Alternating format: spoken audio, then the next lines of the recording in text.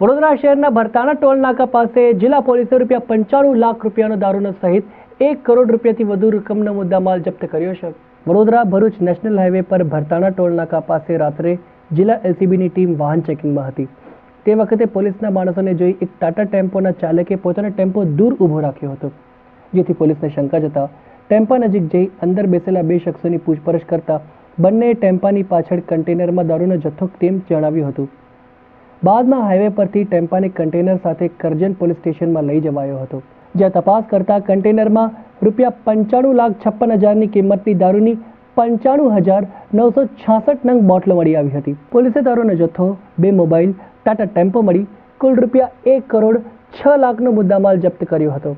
ટેમ્પા સાથે ઝડપાયેલા બંને શખ્સોએ પોતાનું નામ અંથુલ ગંગાધરન પિલ્લઈ અને અનીશકુમાર ઉન્ની હીરારાવ જણાવ્યું હતું। બંનેની વધુ પૂછપરછ કરતા દારૂનો જથ્થો ભરેલો ટેમ્પો તેમને ગોવાથી આપ્યો હતો અને ગુજરાતમાં ગોધરા ખાતે લઈ જવાનો હતો તેમ પોલીસને જણાવ્યું હતું। આ અંગે પોલીસે ગુનો નોંધી આગળની કાર્યવાહી હાથ ધરી છે।